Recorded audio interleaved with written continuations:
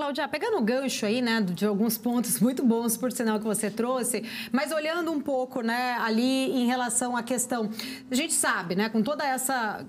Ainda temos o dado do CPI amanhã, mas a gente tem ali uma sinalização muito forte que lá nos Estados Unidos possa ali continuar o aperto monetário por lá, pelo menos isso já é dado como certo na próxima reunião, e a gente sabe que toda vez, né, que tem aí um aperto monetário nos Estados Unidos, a gente tem um impacto muito forte também em relação ao fluxo, e isso faz com que, né, tenha essa desvalorização do real, né, fica muito mais atrativo para muitos investidores permanecerem ou irem para os Estados Unidos ou ficarem por lá e não vir para o Brasil ou países emergentes. A gente sabe que dólar alto tem impacto também na inflação, encarece ali o custo de muitos produtos. Como que você enxerga, né, esse olhar especificamente, a gente olhando para as políticas monetárias, principalmente de Fed, o impacto disso e a preocupação com essa pressão inflacionária que pode vir a acontecer por conta de um desequilíbrio ali no câmbio? Perfeito. É interessante sua pergunta, Paula.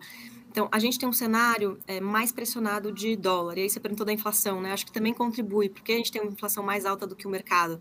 Eu acho que isso também é um fator. A gente projeta um câmbio de 5,30 para o final desse ano, tá? E por que a gente está vendo um câmbio mais depreciado, né? Um dos fatores é isso que você mencionou. A gente está vendo que o Banco Central americano deve continuar elevando os juros estão lá perto de 5, devem chegar perto de 5,5, segundo as indicações lá dos membros do FONC. E aí, com isso, a gente está vendo, ao mesmo tempo, uma queda, né, uma perspectiva de queda da Selic aqui no Brasil. O que acontece? O diferencial de juros que a gente tem, né, que é a Selic menos o Fed Funds lá fora, ele está diminuindo. Então, o investidor que investe aqui para ganhar esse diferencial, né, ele acaba ganhando menos e atrai menos investimento.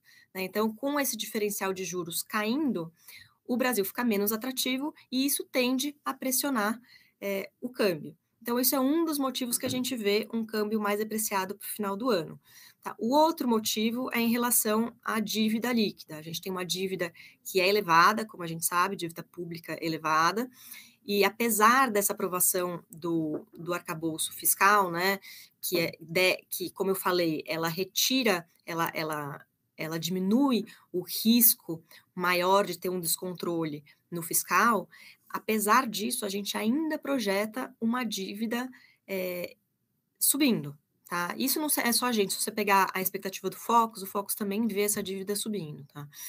E o que isso afeta, né? Afeta o câmbio. Se você olhar historicamente, existe uma correlação forte, né, entre uma dívida líquida mais elevada e um câmbio mais depreciado, especialmente quando você tem patamares de dívidas que estão acima de 40%, 45%, tá? Que é o nosso caso. Né? Então, você começa a chegar num patamar ali que a dívida já é muito elevada e ela continua subindo, e isso também deve contribuir para que a gente veja um câmbio mais depreciado à frente.